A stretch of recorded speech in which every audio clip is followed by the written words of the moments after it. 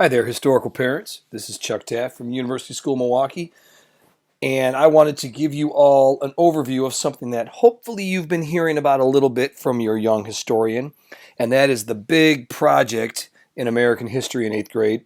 It's called National History Day.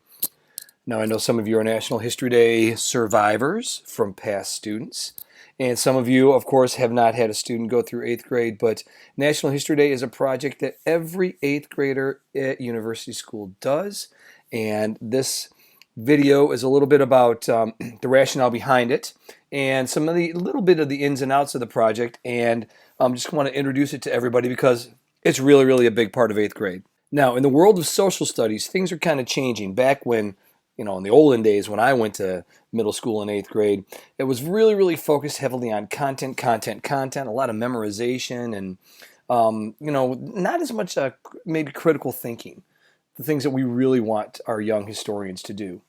But over the last decade or so, the standards in the world of social studies have changed, and the way that we want to guide our students, our young historians, our young geographers, our young economists, our young political scientists, the way we want to guide them as thinkers has changed a lot.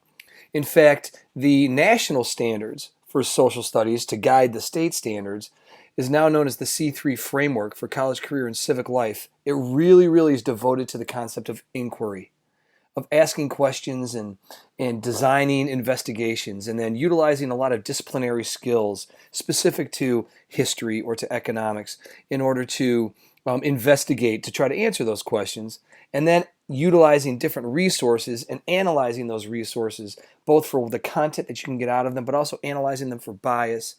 And then finally, wrapping up all of your research and analysis into a conclusion and then communicating those conclusions successfully and hopefully taking some action. That's not only the national standards, but it's also the new Wisconsin standards for social studies in our state, where the first standard now is inquiry, and then there's a separate set of standards for history, which are not specifically content oriented. My point being is that in the social studies, in the profession of what I do, inquiry has become huge. And it's the building inquiry, developing compelling questions, investigating, and then coming up with answers and communicating those. That's what we want our kids to do as young historians. We want them thinking like historians. We don't want them memorizing facts anymore. They can use their phone for that. Instead, we want them to look at cause and effect and change in continuity. We want them to examine turning points in history. We want them to look at history through other people's eyes, through the eyes of the past, using primary sources. And personally, my most important thing, we want them to use the past to understand the present. We want to make sure that history matters. And to me, there's nothing better to do all of those things than National History Day. Now, what is National History Day? National History Day is a school, local, state, and nationwide project, a research project that is conducted by the National History Day organization. In our state, it's in conjunction with the Wisconsin Historical Society, where well over 500,000 students across the country, and probably about 4,000 students in Wisconsin, are going to do this project this year. Now, what differentiates this project than any other project is that they all are revolving around a single theme. The theme changes each year, and our young historians this year are going to be doing a research project based on the theme of breaking barriers in history. They can choose any topic that interests them. I would like it to be American history, in part because it's an American history class, in part because we live in the United States and it's easy to get resources, and in part because, personally, I know more about American history than other topics. But it can be any topic they want, as long as it deals with that theme of breaking barriers in history, as long as it's researchable, not sure if that's a word, but it is today, and as long as they love the topic. Here's what historians are going to do. Here's what your young historians are going to do. Once they select that topic, they're going to develop some questions and plan investigations. They're going to use these new historical thinking skills that we're really trying to develop. They're going to evaluate sources, primary and secondary sources, and they're going to use that evidence to come to a conclusion, a thesis. and then present that thesis in one of 5 different ways. Along the way, there are a lot of checkpoints and there are a lot of skills that we're having our kids develop here. Anything from developing a thesis to overall organization, to focused research writing, to developing good questions. The skill or habit of revising your work, of annotating, of creating a really good bibliography, of analyzing your resources, of planning out a project. All of those are going to be done through National History Day. Now, once they've done all this research, they're going to put together a pretty cool project. And one of the reasons I love NHD is there's choice. They get to choose the topic, they get to choose if they work alone or with a partner, and they get to choose the type of project. There are 5 options that they can have for their project. They can make a museum-like exhibit, which can be interactive, 6 feet tall if they want it to be, 40 inches wide, really, really cool. If they're going alone, they can write a traditional essay paper, a research paper with footnotes and citations. They could make an interactive historical website, which can involve multimedia.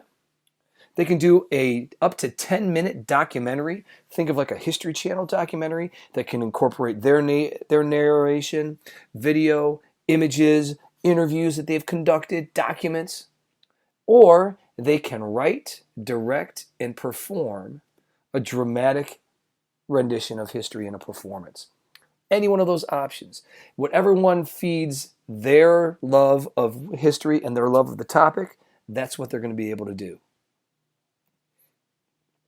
Now, of course, everybody wants to know how this project is assessed or graded. I don't like the G word. You'll hear that in a different video. But I'm going to give them assessment all throughout the process. The process is really the important thing. They're going to be getting constant feedback from me. There are checkpoints. When they submit with these checkpoints, I'm going to give them feedback as much as possible, and we're going to record that. And their goal is to grow on that feedback. It's that growth mindset that we want to develop. Then they're going to have their standalone project. They will get feedback on that. And the cool thing is they're going to get feedback, and they can use that feedback to improve that project. Because my goal for them is to give their best. That's what we want. And then finally, part of the assessment is their own assessment. We need to have our young historians reflect. It's so important. So part of the overall package of assessment is how they feel they're doing. And they're going to do that through utilizing Seesaw, which is a more of a reflective program that we have that you can use. And I think some other classes use it. But also throughout the checkpoints, they're going to do some reflection as well. Now, of course, the question is, when does this all due? Well, it's already on your USM calendar, February 6th. It's a beautiful Thursday night. My prediction is probably going to be about 42 degrees and beautiful, like a nice crisp spring night, even though it'll be still winter, but it'll be beautiful. And that's going to be the USM NHD Showcase. This is where you all are invited. We're going to have probably about 300 people in the middle school that are going to come together, and they are going to experience all of these projects that the kids make. We have 80 students this year, give or take. There'll probably be about 40 projects that we're going to be taking a look at and experiencing the videos, the documentaries, the exhibits, all that. It's really, really a fun night. It's already on your calendar. But what's cool about NHD is it's not just a project, it's a competition. And I am able to send our best projects, 5 projects in each category. There are 5 group projects, 4 individual projects, categories. So I can send a total of 45 projects to the UWM campus for the regional competition on February 29th. Now, one of the tough parts, this is a 4-day weekend. So I'm going to have to figure out what's going on with this, and we'll have to communicate. But this is great because this is where our students get to show off against the best of the best. And instead of showing it off to people they know, they've got to present their research and defend it in front of people they don't know. How awesome is that? There's the presentation skills that we want our kids to have. That's the first competition. From there, we can send 27 possible projects from our region in Milwaukee to go to the state competition. Of those 27 that could go last year, University School had 20 of them. The year before, we had 18 of them. The year before that, we had 18 of them. We do a really good job. Our kids get recognized for being awesome young historians. How cool is that? So from that regional, if they get that golden ticket, they get to go to the state competition in Madison. That takes place on April 18th this year, where they go up against the best of the best in the state of Wisconsin. It is an awesome Saturday. This year it's going to be the Saturday right before we go to Washington, D.C., so they won't have any homework. That's kind of cool. You can spend a day with them if they make it there after sending, and then you can send them off to D.C. But this state competition is a ton of fun. And from there, in the state of Wisconsin, they send 2 projects from each category to go to the national competition. That's a total of 18 projects that can go. Last year, University School had 5 of the 18 in the junior division, more than any other school in the state. Woohoo! So that national competition is in Maryland in June, right after school gets out. It's tons of fun, and we've had some success at the national level. On the right here, you've got Lexi Vandenhoevel. A few years ago, she took first place in the nation with her individual documentary. In 2018, Lillian Jackman, on the right here, she took second place overall for her documentary on an incredible court case called Davis versus Bandemere about gerrymandering. And that little envelope that she's got in her hand, it's got a check in it and certificate. Just a few months ago, in June of 2019, these 2 awesome guys, Max and Ronan, they went to National History Day at the national level, and they walked away with the Irish Heritage History Award, which gave them 2 round-trip tickets to Ireland. What? And they just presented in front of the Irish Heritage Hibernian Society in the Milwaukee area, and next year their documentary will probably be played at Irish Fest. So we're not just talking a project that I see and gets thrown away, or I see it and you see it. This is a big deal. It's exciting. I probably get a little overexcited about it, but that's pretty awesome. And really, why do I do NHD with every student? Why do I make sure that your young historians are going to do this? Well, NHD did a longitudinal study of their program a few years ago in order to really secure congressional funding, which they're still working on. But they showed that in a lot of areas, NHD students outperform their peers in areas that we really want them to outperform. You know, perseverance and work habit, organization, communication, being able to plan out research. That's what we want. But I ask our students about NHD, and I think these are good reasons why. Our students feel that their writing skills improve. They feel their long-term organizational skills improve. They feel that they get enough guidance and assistance, which is important for me. They feel like they do their best, and that's what we want from them. And most importantly, I love this statistic. These were all from a survey given last year. Look at that. We've got about 93% of the 8th graders last year agreed or strongly agreed that the project was valuable for students to complete. I'll take those numbers. So your students are going to have to make 3 big decisions, and 2 of them are coming up, and this is where you can support them. The 2 that are coming up is, what is their topic going to be, and are they going to go alone, or are they going to be in a group? And those 2 decisions are intertwined, because if they do go in a group, everybody in that group better like that topic. When they select a topic and they're talking about topics with you at home, you can ask them these 3 important questions. I'll dig a little deeper, but you can ask them these 3. Ask them to tell you how it fits the theme of breaking barriers. Ask them, is the topic researchable? Can they find material about it? Does it have enough information out there, both primary and secondary sources, to get a lot of notes? Does it have enough impact? And then the 3rd question, do they enjoy the topic? Is this something that they're going to want to stick with until February, or March, or April, or maybe even June? That's so important. When kids are deciding if they want to be with a partner, I always compare it to sailing across Lake Michigan. You can sail across Lake Michigan alone. It's hard. You got to do all the work. You get lonely sometime. You could steer yourself off course. But you're your own boss. You're responsible for everything, which I think is a good thing sometimes.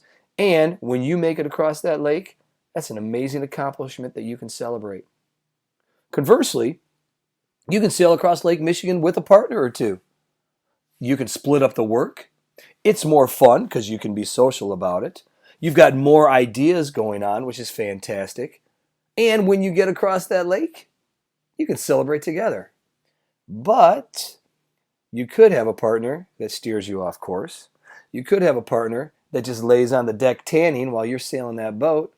Or you could have a partner that's an anchor and just drags your boat behind so that you never get across the lake. So as I tell the students all the time, if you're going to choose a partner, choose one that will sail and not one that will be an anchor. And also, when you talk to your kids about this decision, make sure they carefully think about their own desires in the project and in doing a project. If they're in it to win it, they got to find somebody who's in it to win it. If they're in it to survive, they got to make sure that they're going with somebody who's not in it to win it, because they don't want to drag that partner down. It sounds like a big project. I tell the students that, but I also tell them that it's real easy every day when they get from the first floor to the second floor. That's like what, a 10, 12-foot jump right there? But it's real easy because they do it in steps, and that's how we do it.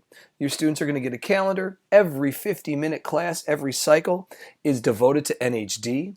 They will be doing some work outside of school. They got to use those 50-minute classes wisely. They have to use community time wisely.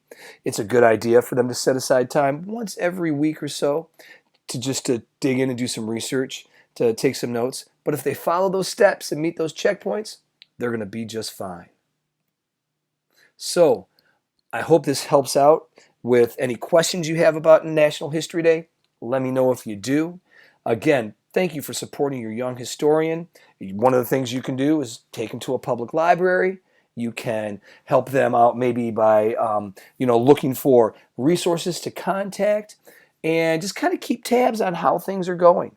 Remember, they're not in it for the grade. They're in it for the process, the experience, and to present awesome research and really become young historians. All right. Thanks again for listening. And if you have any questions, just let me know.